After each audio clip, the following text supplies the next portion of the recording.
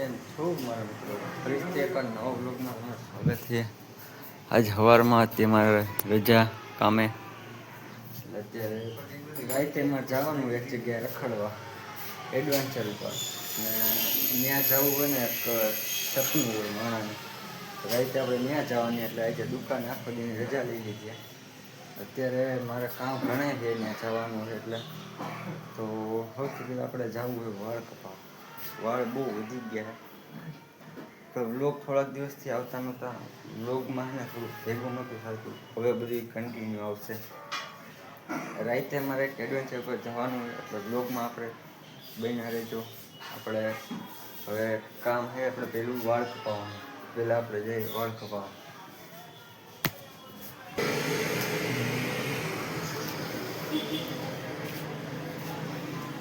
તો પાછળ બરોબર છે.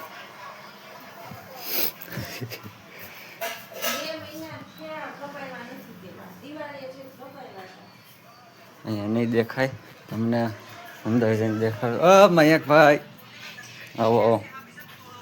મયકભાઈ સંભળાતી નથી ફોન આવે શું હે?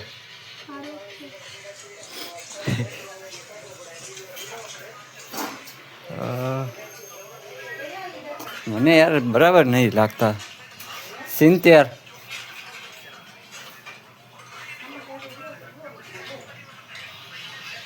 હા સર બીજું શું આવે? કરાય એવા વાળ કપાય આવી તમે શું હોય?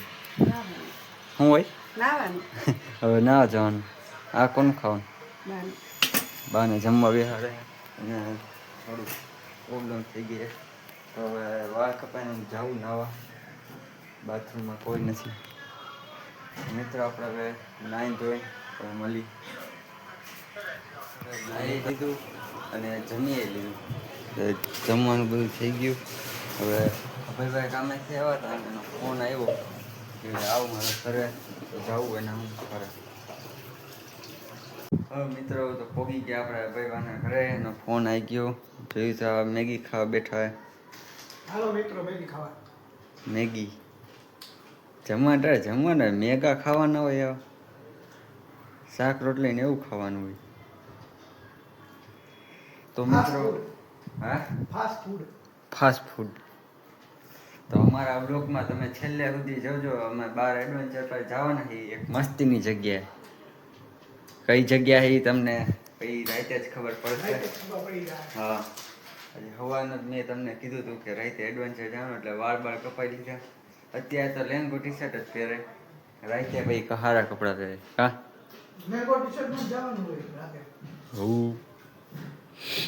હારા કપડાં પહેરીને ફોટા બોટા ન પાડવો. હમણાં જાઉં ખરીદી કરવા. હું આઈફોન લેવા જવાનું છે, કપડાં લેવા જવા છે. હવે મસ્તીનું તૈયાર થઈને એક આપણે હિન્ટ દઈ ક્યાં જાય છે એમ.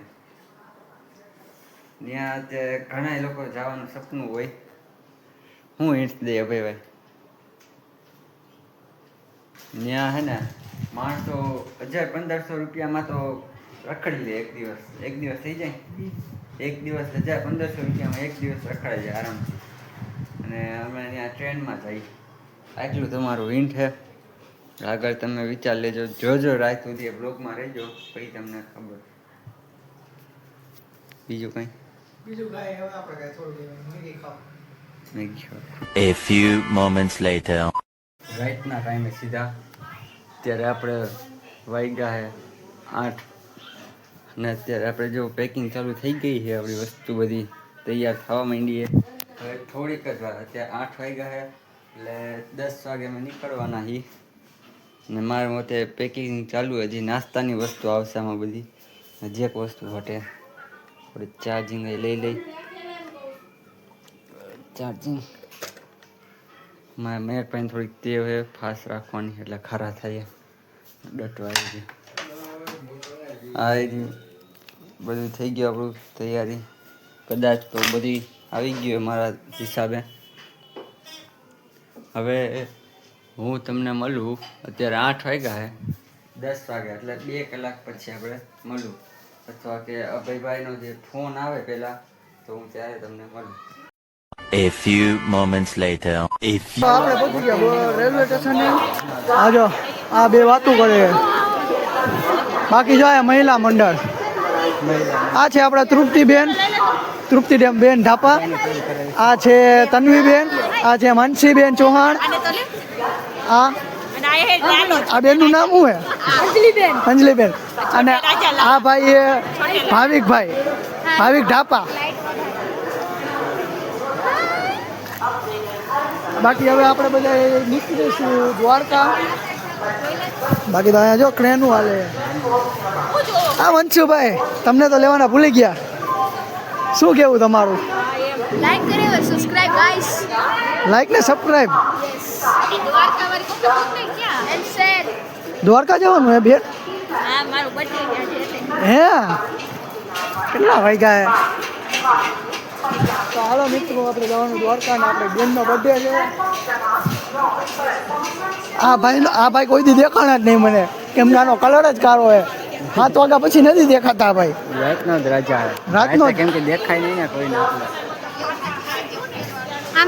હામું કરને મને કેમ ખબર પડે કેમ મારા વાળ કેવા લાગે છે ઓકે ચાલો મિત્રો આપણે પછી દેખાડી ત્યાં સુધી મળી ચાલો મિત્રો આપણે રેલવે સ્ટેશને પહોંચી ગયા ને આપણને આપણી છૂટું પણ મળી ગઈ છે આપણી ઈશભાઈઓ